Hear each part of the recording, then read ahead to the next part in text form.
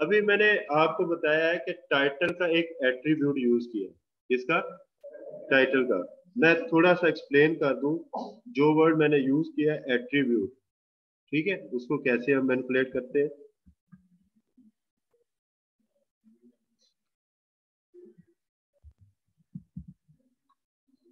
मैं simple simple technologies use करूंगा ताकि आप लोगों को इसके लिए मसला ना हो।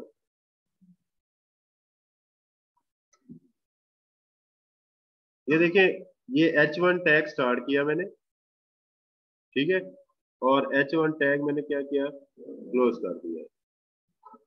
इसमें आप देखें कि H1 टैग जो क्लोज किया है, इसके अंदर मैंने ये टाइटल का एक एट्रीब्यूट ऐड किया। इसके बाद इस टैग के अंदर ये वाला मैंने एक लगाया है। अच्छा, आवाज ना देखिए आप, अच्छे बच्चे बना करो।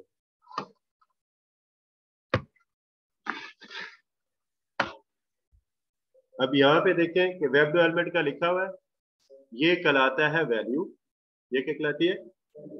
ये कहलाता है एलिमेंट, ठीक है। और ये यहाँ से यहाँ तक ये जो क्लोज हुआ है ये कहलाता है टैग। ये स्टार्टिंग टैग है यहाँ तक सारा। इस टैग के अंदर H1 के बाद मैंने एक स्पेस दिया था।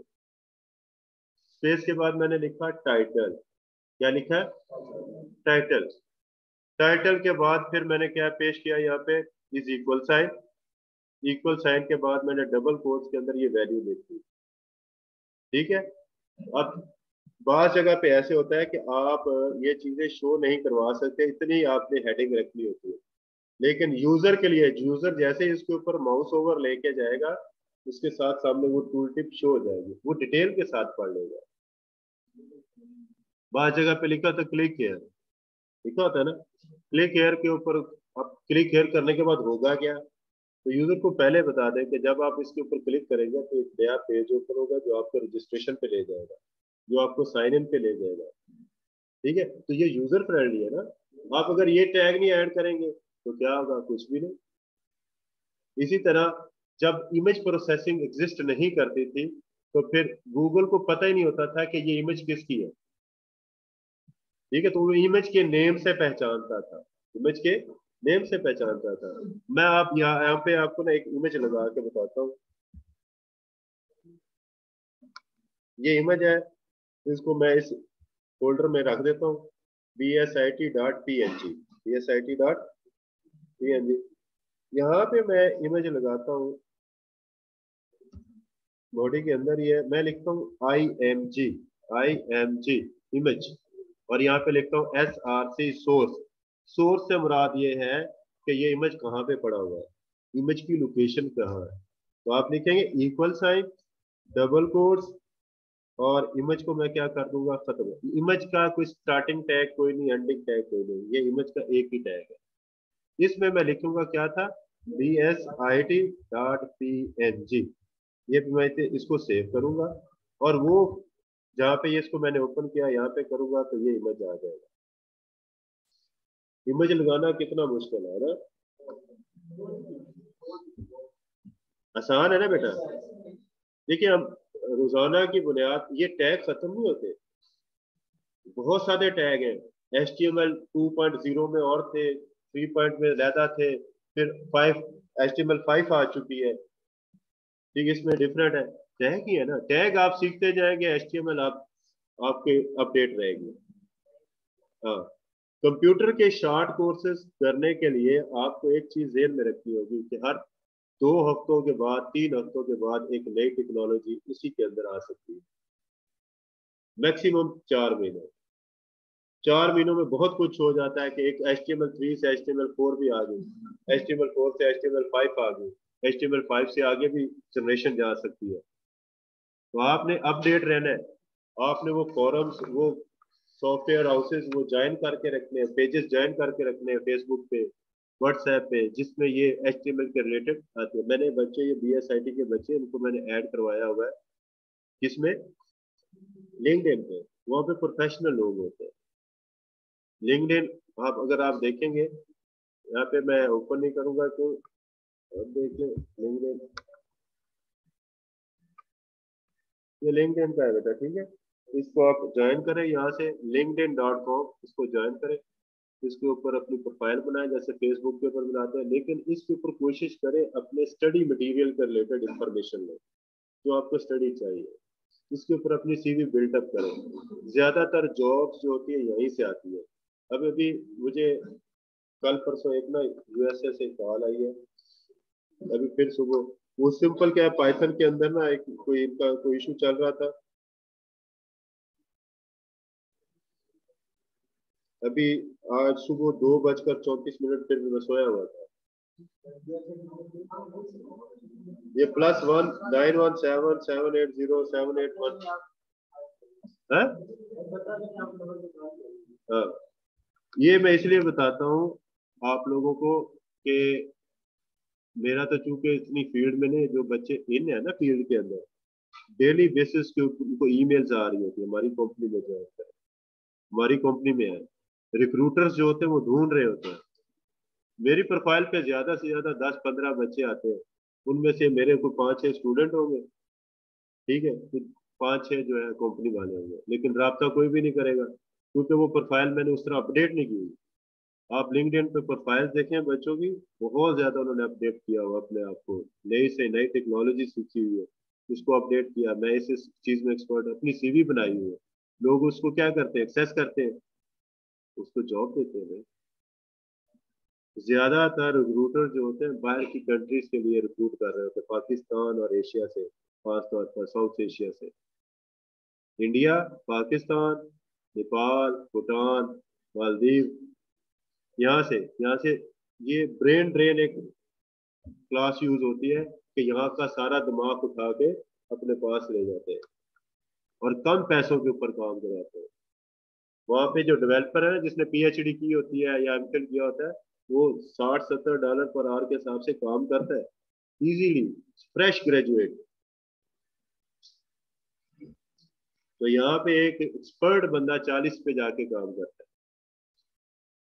तो आप लोगों ने ये प्रोफाइल्स बनानी है, ठीक है, अपने उसको। अच्छा, अब ये देखिए आपके सामने क्या आ गया है, एक इमेज आ गया। अब इमेज का साइज और विड्थ क्या है, इसको हम चेक करते हैं। इसके बाद फिर आपने एक स्पेस देनी है, यहाँ पे लिखना है विड्थ। विड्थ इसका एक एट्रीब्यूट है, यहाँ पे लिख देनी है 150। इसका विड्थ कितनी हो जाएगी, 150, और उसका विड्थ कितनी हो जाएगी 150, और हाइट वो ऑटो एडजस्ट कर देगा इसकी प्रोपोर्शन से। अगर आप हाइट खुद देंगे ना, मिसाल के तौर पर यहाँ पे मैंने हाइट भी दे दी है, हाइट के पास का स्पेलिंग मैं भूल जाता हूँ। हाइट इज इक्वल टू, मैं हाइट कर देता हूँ 500, जितनी मर्जी दो कोई मतलब। अब ये देखिए इमेज ब्लर हो जाएगा। इमेज क्या हो जाएगा, ब्लर हो गया इमेज।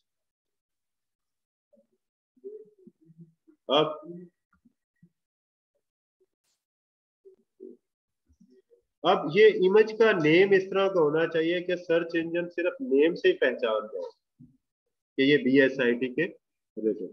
इसके अंदर दो एट्रीब्यूट्स आपने और ऐड करने हैं, एक है आल्ट का, एक क्या है, आल्ट इज इक्वल टू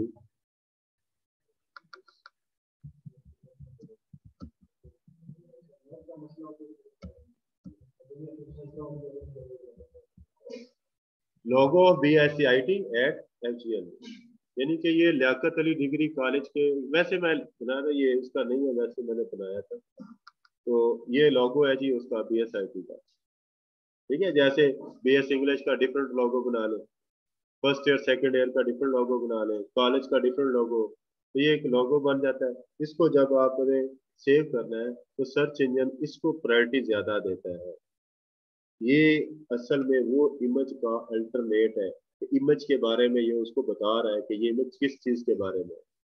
और अगर हमने यूजर को बताना हो तो हम टाइटल लिखेंगे, यहाँ पे क्या लिखेंगे, टाइटल इज इक्वल टू, यही वाला विषय किसको लिख दे, कोई मसला नहीं। जो यूजर को आपने बताना है कि ये इमेज किस चीज के रिलेटेड है। बात कुछ ऐसे इमेज होते हैं ना कि वो आप कहते हैं कि ये इसको बनाने वाले का नाम ये है, ठीक है, क्रिएटेड बाय जो एक पेंटर है जिसने ये बनाया उसका नाम लिख देते हैं, या कायदे आजम के बचपन की कोई तस्वीर है तो आप नीचे लिख देंगे मेमोरेबल पिक्चर ऑफ कायदे आजम एट चाइल्डहुड या यंग एज, जो भी है उसको लिखे।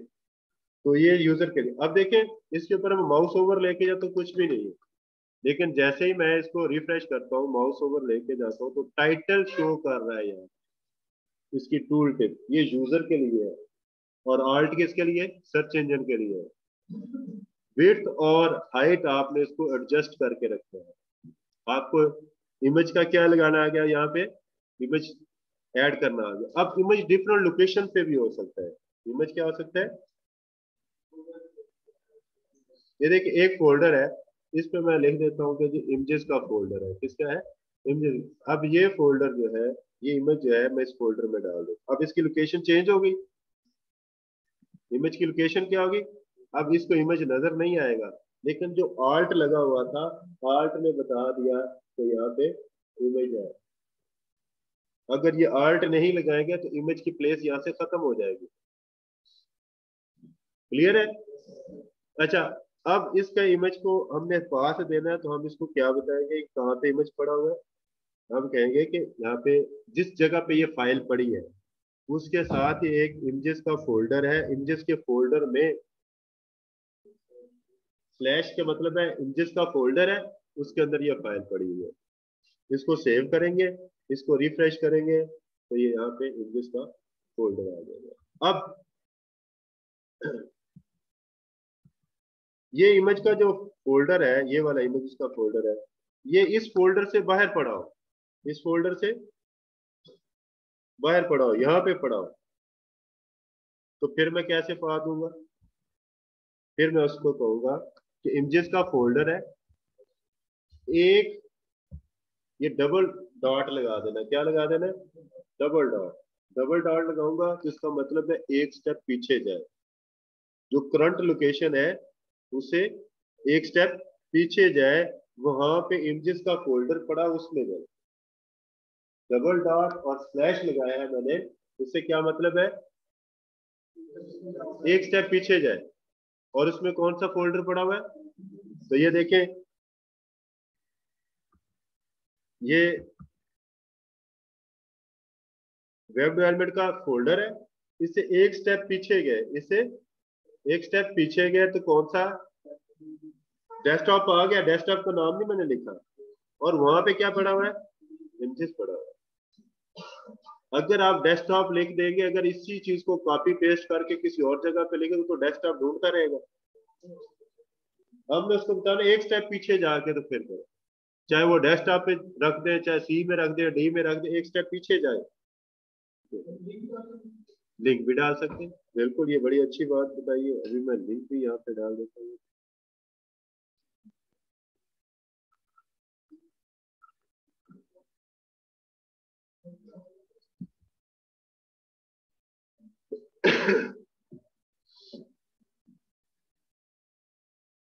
ये इमेज है, इमेज का पूरे का लिंक यहाँ से मैं कॉपी कर लेता हूँ, और यहाँ पे ये वेबसाइट का इमेज है। तो इसके लिए इंटरनेट का चलना जरूरी है। इंटरनेट नहीं चलेगा तो ये एक्सेस नहीं कर सकेगा। तो इस इमेज को कहाँ से लेगा? एफएसटी के जो कैडेट कॉलेज फैसलाबाद वाली वेबसाइट।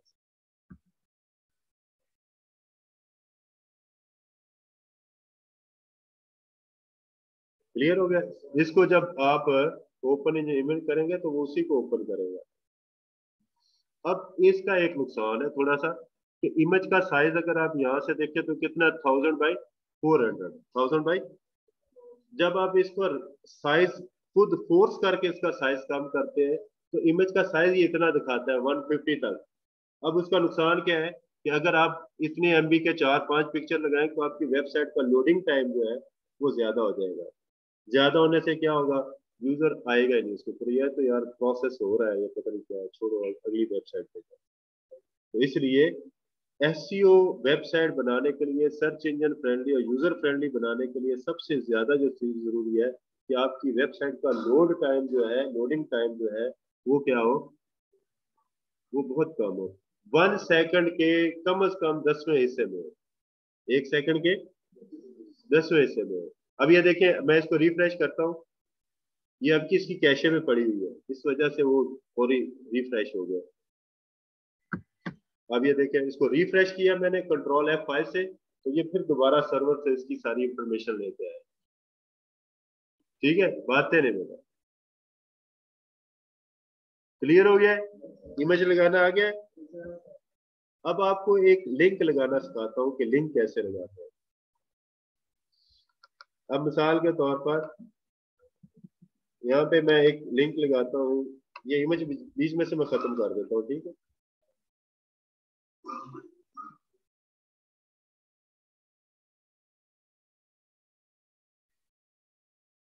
वेब डेवलपमेंट को मैंने लिंक लगाना है, तो मैं लिखूंगा ए ए एंकर, एंकर को स्टार्ट किया और एंकर को मैंने क्या किया, क्लोज कर दिया।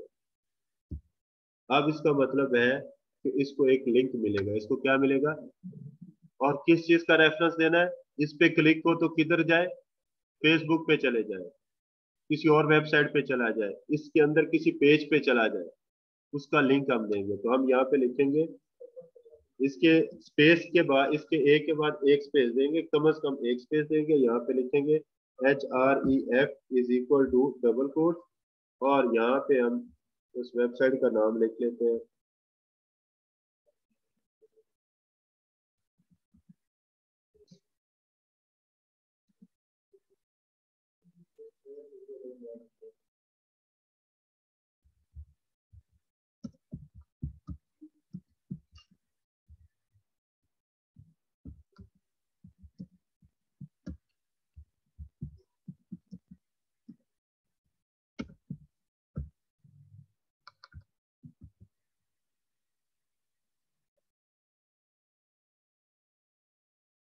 जी, अब समझ लगी? अब मैं आपको HTML की डेफिनेशन बताऊंगा। इतना सारा कुछ करवाने के बाद क्या है, अब ये जो टेक्स्ट है, ये नॉर्मल टेक्स्ट है, इसको लीनियर टेक्स्ट बोलते हैं। इसके ऊपर क्लिक करने से कुछ नहीं हो रहा भाई, लेकिन जैसे मैं इसके ऊपर क्लिक करूंगा, इसका जो कर्सर है ये टेक्स्ट कर्सर है, जब इसके ऊपर आता है तो ये एंड बन जाता है। इसका मतलब है इसको क्लिक करने से किसी और लोकेशन पे जा सकते हैं या इसी लोकेशन पे भी रह सकते हैं। क्लिक किया तो किधर चले गए, अब ये क्या हो गया, क्लियर है? लिंक लिंक इंसर्ट करना आ गया यहाँ पे। इसके बाद फिर एक और स्पेस दे दे, यहाँ पे लिखे टाइटल, यहाँ पे क्या लिखे,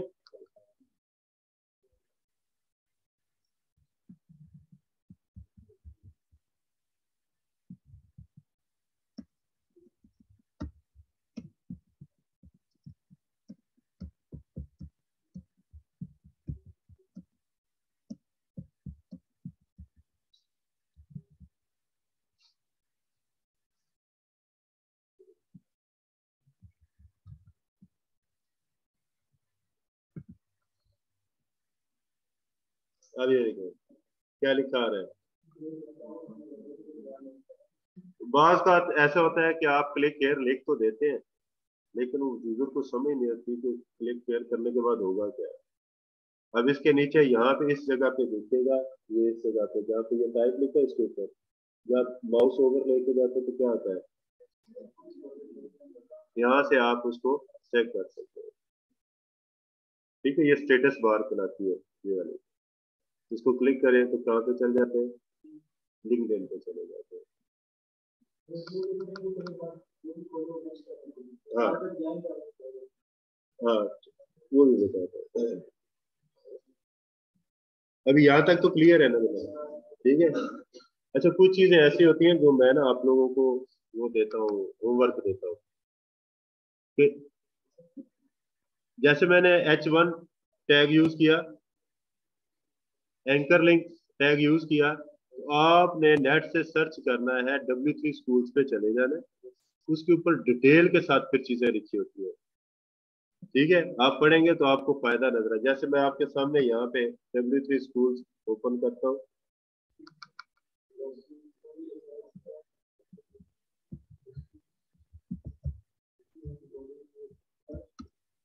हाँ?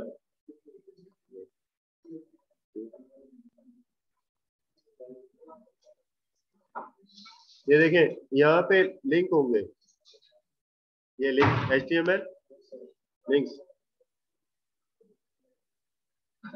HREF यहाँ पे URL देंगे, लिंक टेक्स्ट आ जाएगा यहाँ पे, ठीक है इस तरह। फिर उसके बाद ये बताएगा कि ये सेल्फ क्या है, टारगेट क्या है, पेरेंट क्या है, टॉप क्या है। ये जब आप इसमें ऐड कर देते हैं, ट्राई इट योर सेल्फ करते हैं, तो यहाँ पे टारगेट क्या है, लैंक, इसके ऊपर क्लिक करेंगे तो एक नई विंडो ओपन हो जाएगी, न्यू टैब ओपन हो जाएगी, ठीक है, इन न्यू विंडो और इन न्यू टैब। तो अगर आप इसको यहाँ से, मैं देखो इसको कॉपी करता हूँ, इसको उठा के यहाँ पे इसके अंदर मैं लिख देता हूँ, इससे पहले पहले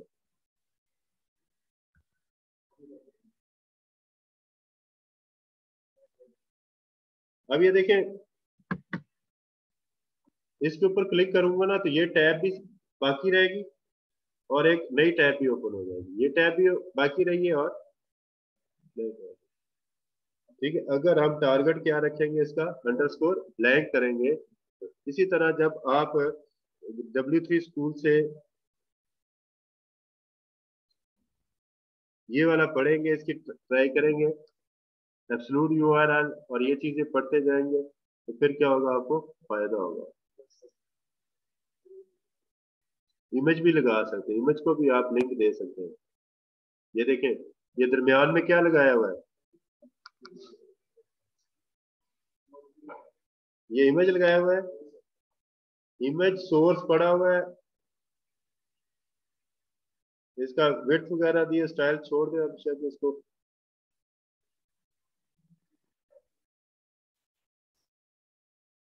ठीक है। ये इसको रन करेंगे तो ये आपके सामने इमेज आ गया, इसको ये लिंक मिला हुआ है, इसके ऊपर क्लिक करेंगे तो ये वाला, मैं यहाँ पे लिंक्डइन का लगा देता हूँ। बस बेटा यार आवाज ना है, मुझे सबसे ज्यादा जो मसला बनता है इसी आवाज से।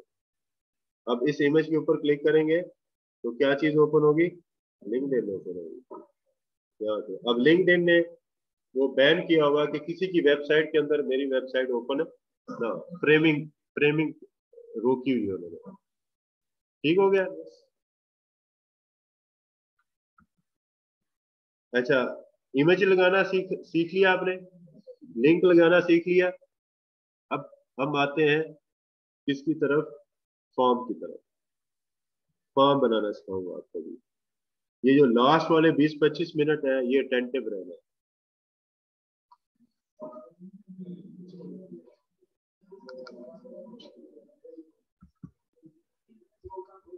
बस भाई आवाज ना है।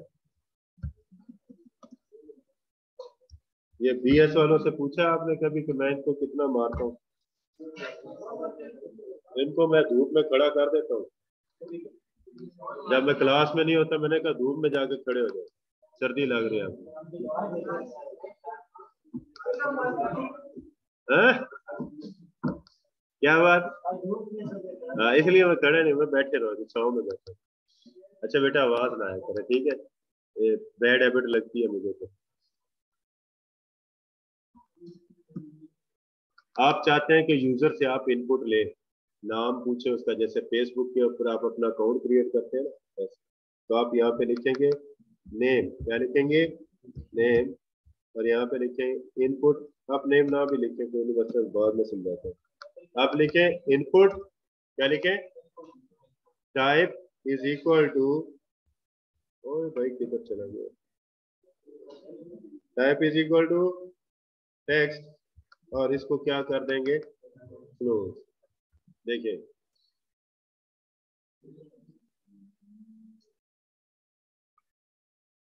रिफ्रेश करूंगा, क्या आ गया,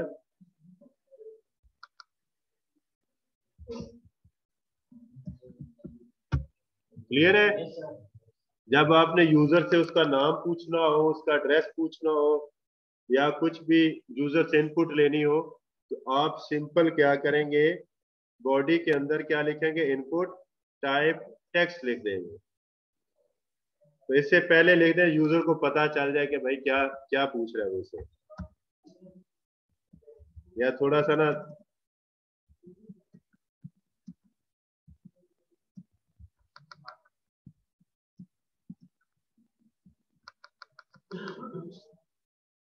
ये देखिए, enter your name first and last, तो यहाँ पे क्या आ जाएगा, नेम। जी बेटा,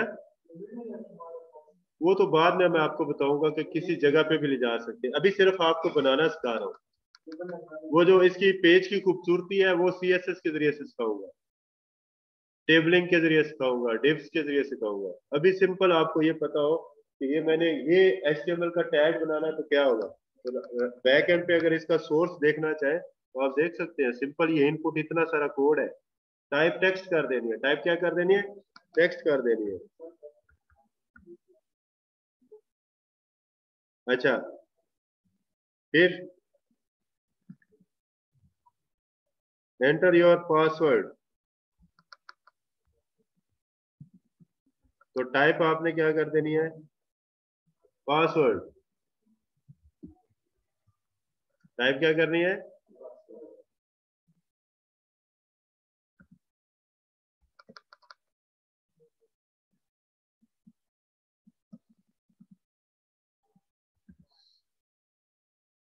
टाइप क्या किया है, पासवर्ड। नाम आपने एंटर किया अपना, और फिर पासवर्ड लिखेंगे ऐसे।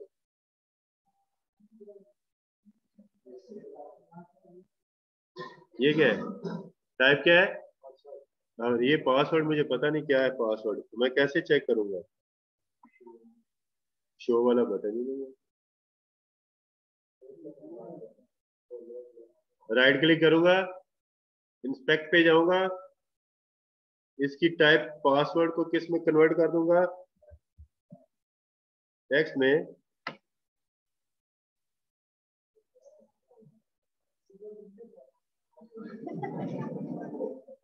वो लेफ्ट हैंड से लिख रहा हूँ ना ऐसे में, अभी तो राइट हैंड से भी ऐसे करूंगा, फिर न्यू भी करूंगा, फिर खींच खींच के मारूंगा, फिर पासवर्ड ही टूटेगा। अच्छा, इनपुट, इनपुट लिखा, टाइप चेंज की, टाइप टेक्स्ट से मैंने क्या कर दी, पासवर्ड। अब आपकी तस्वीर भी अपलोड करा दूं,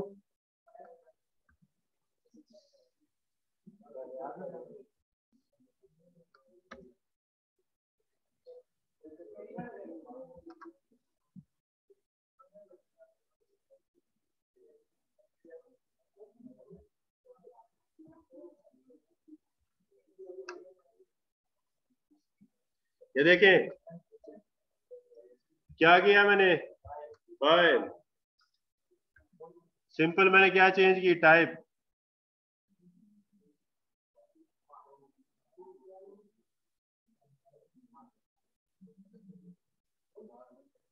कौन कह रहा है बहुत आसान है, शाबाश, ये सारे सच बोल रहे हैं, बाकी कह रहे हैं कि नहीं मुश्किल है, HTML मुश्किल है। हाँ, ओए, दिल की बात दिल में रखते हैं बेटा, दिल फट जाएगा। बातें बड़ी है, बातें बड़ी है बेटा, बातें बड़ी है।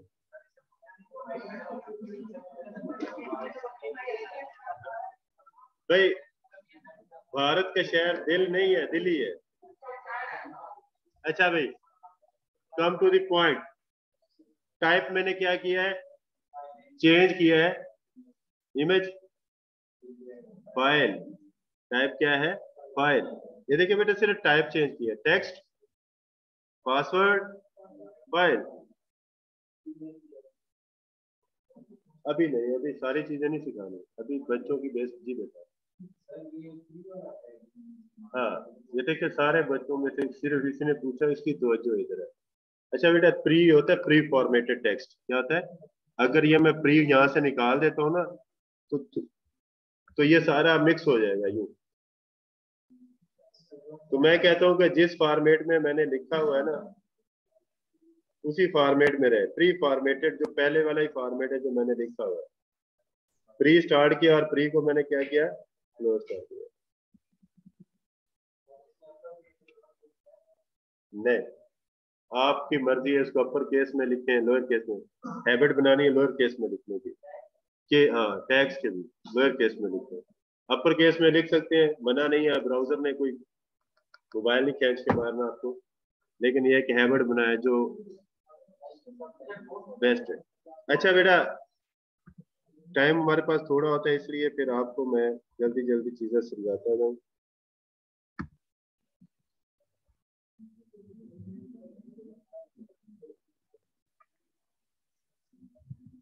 टाइप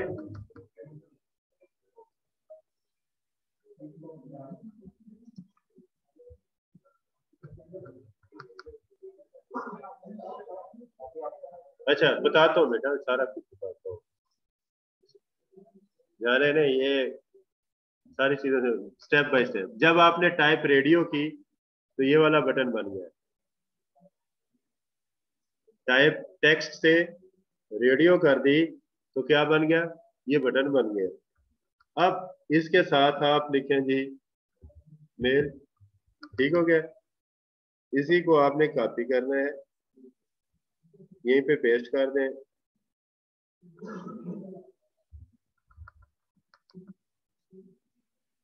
क्लियर है, मेल या फीमेल। अब ये दोनों सिलेक्ट हो जाते, क्या हुआ, दोनों सिलेक्ट हो गए।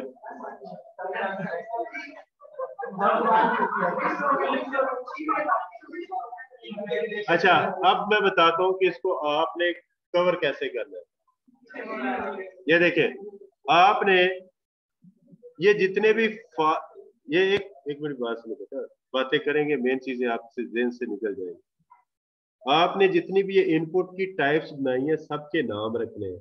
जैसे किसी घर में अफराद होते हैं, सबके नेम होते हैं, लेकिन एक घर के अंदर एक फॉर्म के अंदर सेम नेम नहीं होने चाहिए।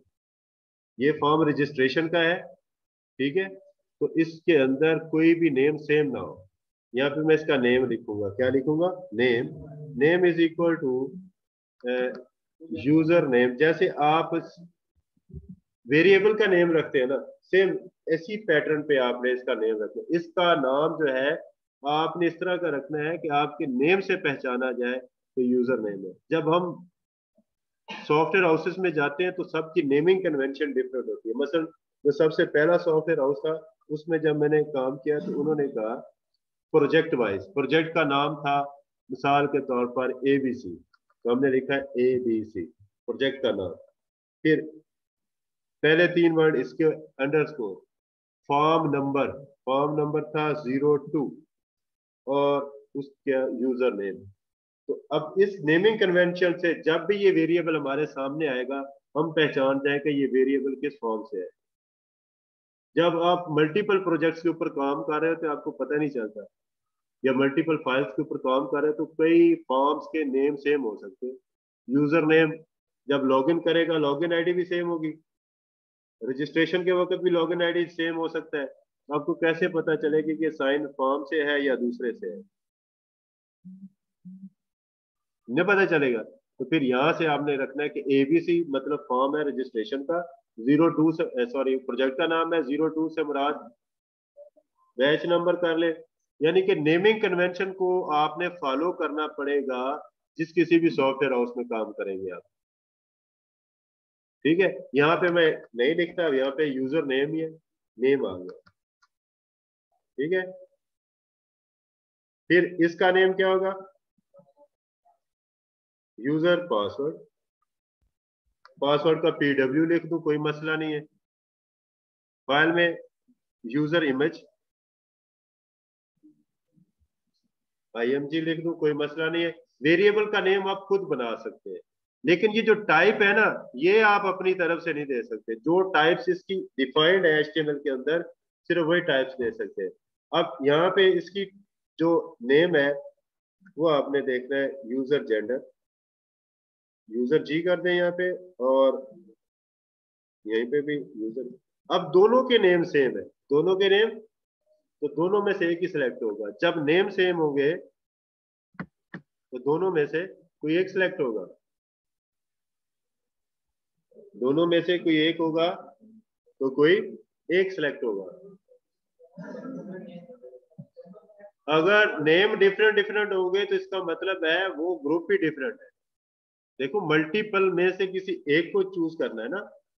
जैसे आपकी कंट्री की लिस्ट है तो कंट्री किसी, आप एक वक्त में मल्टीपल कंट्रीज हो सकते हैं आपके।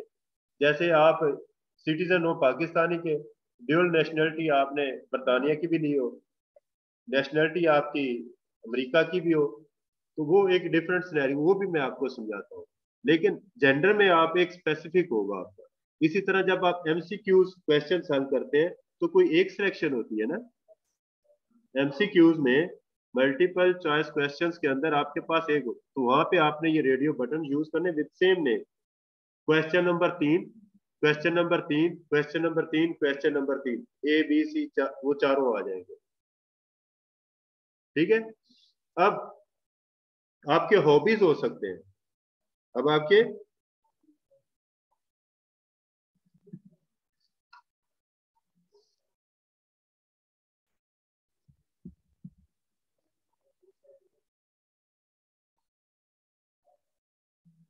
हाँ जी, क्या आएगा? नहीं, नहीं।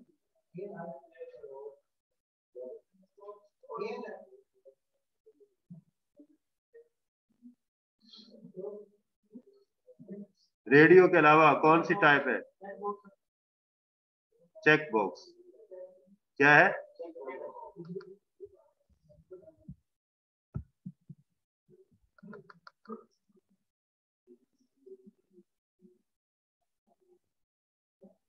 यूजर हॉबी, ये क्या आ गया? अच्छा, आपके हॉबीज जो है ना बेटा, एक वक्त में मल्टीपल हो सकते हैं। जैसे यहाँ पे क्रिकेट है,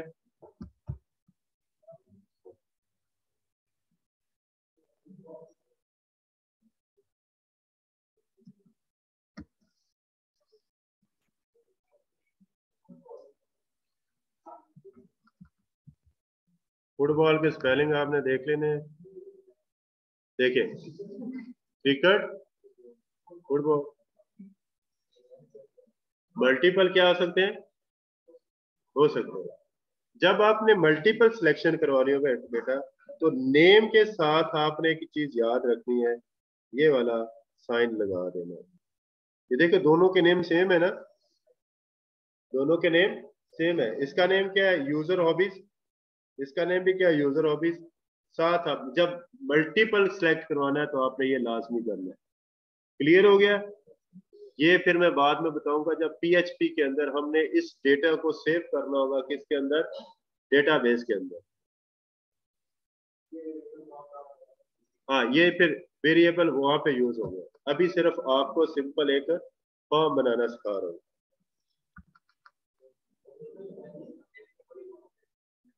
प्रोग्रामिंग में देखो ना, इस एक के हिसाब से मल्टीपल सिलेक्शन हो रही है ना, अरे बन रही है इसकी। तो जेंडर में से सिर्फ एक सिलेक्ट हो रही है। आप चाहते हैं कि कोई एक सिलेक्टेड पहले से ही हो जाए।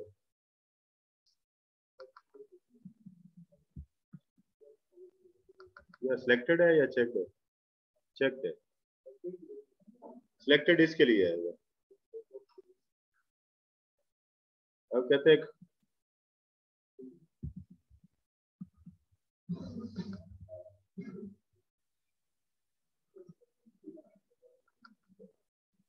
मुझे लगता है चेक है।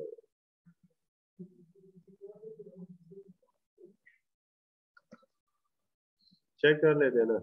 चेक आएगा, ठीक है, दोनों के लिए क्या है? चेक है। चेक लिखेंगे तो ऑलरेडी, बाज का मतलब बॉयज स्कूल होता है ना, तो यूजर की आसानी के लिए आप क्या करते हैं कि मेल वाले को आप बाय डिफॉल्ट सेलेक्ट रखते हैं, चेक रखते हैं, ताकि वो उसको बार बार क्लिक ना करना पड़े। इसी तरह गर्ल्स स्कूल होगा तो गर्ल्स में आपको पता है कि भी सारी गर्ल्स होंगी, उसमें फिर आपने फीमेल्स को क्या करना है? चेक रखना है। ज्यादातर ऐसे ही होता है, वहाँ पे जहाँ पे को एजुकेशन होता है वहाँ पे आपने ये दोनों ऑप्शन जो है ना वो देनी है। उनकी मर्जी है फिर। जैसे हमारे यूनिवर्सिटीज लेवल्स पे होता है कि डिफरेंट है उसमें सिनेरियो उसमें। कि हमारी मेल मेल भी होते हैं, फीमेल्स भी होती है। ठीक हो गया। अच्छा, अगर मैं कहूं क्या योर कंट्री, योर, तो कितनी ज्यादा लिस्ट बनेगी कंट्रीज की? तो कितने चेक बॉक्स बनेंगे, कितने सॉरी ये बनेंगे रेडियो बटन? क्योंकि एक कंट्री एक ही होगा ना आपका जिसमें रहते हैं। नेटिव कंट्री कौन सा है? पाकिस्तान। तो यहाँ पे तमाम पाकिस्तान जितने भी कंट्री सबकी लिस्ट देंगे। वो क्या होगा? या फिर आप ड्रॉप डाउन बना लें। क्या बना लें? तो जेंडर सिर्फ दो तीन है, ठीक है, दो या तीन है। पाकिस्तान में अब ट्रांसजेंडर्स को भी जो है जॉब्स के लिए जो उन्होंने बिल पास हो गया, स्कूल भी उनके बन गए। वहां पे पंजाब गवर्नमेंट के जितने भी फॉर्म्स आ रहे हैं उसमें तीन ऑप्शन आ रही है, ठीक है। फेडरल गवर्नमेंट में भी इसी तरह आ रही है। तो आपने क्या करना है, ये तो जेंडर्स है फिक्स, मतलब तीन है। कुछ चीजें ऐसे जैसे पांच आ जाती हैं तो उस जगह पे आप रेडियो बटन यूज कर सकते हैं। लेकिन जहां पे चॉइस हो किसी एक ही out of thousands, out of, जैसे सिटी है तो दुनिया में बहुत सारे सिटीज हैं, पाकिस्तान में भी तकरीबन 100 से ज्यादा सिटीज हैं। तो किसी एक ही सिलेक्शन करवानी है तो 100 का नाम तो नहीं ना यहाँ पे, लेकिन फॉर्म तो बहुत लेंथी हो जाएगा। तो फिर उसके लिए हम क्या करते हैं, ड्रॉप डाउन यूज करते हैं। क्या करते हैं? सिलेक्ट यूज करते हैं। हम ये कहाँ पे क्या करेंगे, यहाँ पे यूज करेंगे योर कंट्री, योर,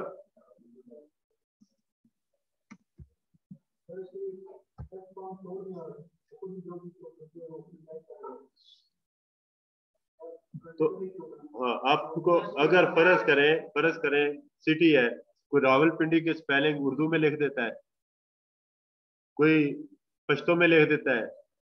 वैसे मैं एक बात बता रहा हूँ, कोई इंग्लिश में, कोई अपने हिसाब से किसी लैंग्वेज में लिख देता है, आपकी डेटाबेस वो सपोर्ट ही ना करती हो, वो लैंग्वेज सिर्फ इंग्लिश ही सपोर्ट करती है, तो फिर क्या होगा?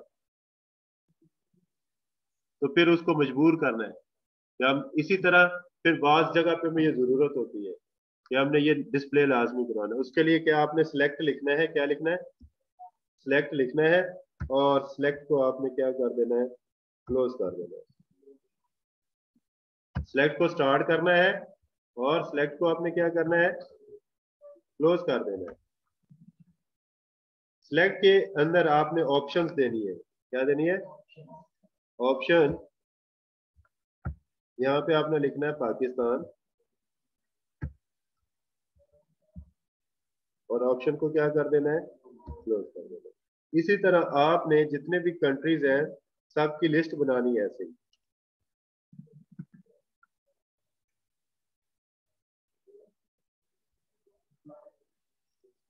आपने फिर ये ऐड करते जाने, ऑप्शन ऐड कर, यहाँ से कॉपी पेस्ट करते जाने, तमाम कंट्रीज के लिस्ट लिखते जाने। नेट से भी अवेलेबल है, वहां से कॉपी पेस्ट भी कर सकते हैं। तो ये देखें, पाकिस्तान है, कोई सही। हाँ, अगर आप कहते हैं कि पाकिस्तान सिलेक्टेड हो तो यहाँ पे क्या आ जाए, सिलेक्टेड। तो पाकिस्तान क्या होगा, सिलेक्टेड होगा।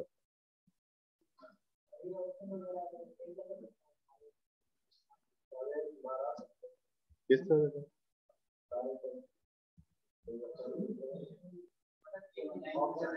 साउथ अफ्रीका, बेटा वो तो फिर आगे मैं बताता हूँ ना। आप क्या कह रहे हैं?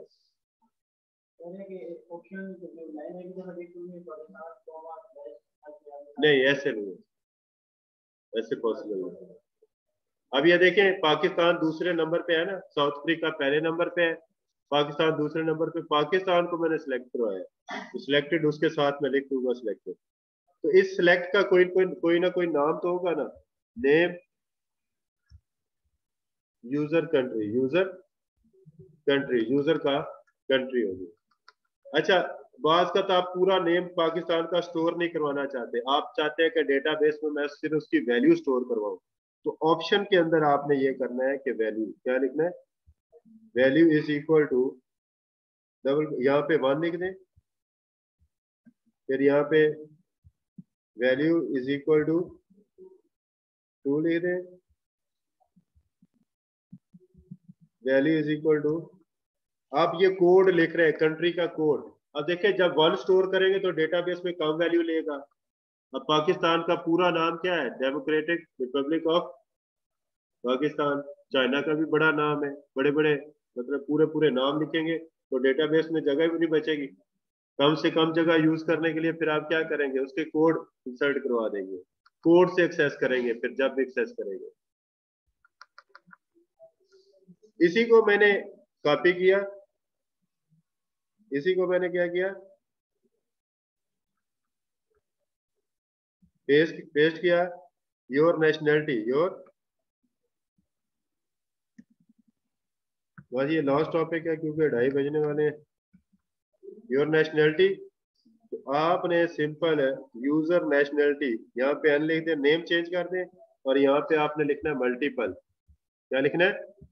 कोई मुश्किल तो नहीं है। तो आपने यहाँ पे मल्टीपल लिखा, सेव करके इसको रिफ्रेश किया तो आप देखें ये ऐसे आएगा आपके सामने।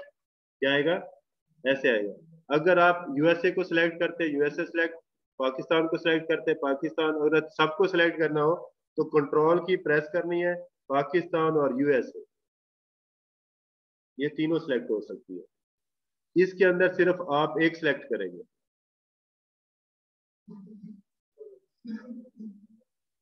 क्लियर हो गया? अभी फॉर्म का कंप्लीट नहीं हुआ, फॉर्म अभी चलता रहेगा। कल वाले में फॉर्म और लिस्ट कंप्लीट करूंगा। कल मुझे याद कराइए कि फॉर्म और लिस्ट, फॉर्म और लिस्ट कंप्लीट करूंगा। जी बेटा बहुत कुछ हो जाएगा इंशाल्लाह, आप बेफिक्र हैं। बेटा एक मिनट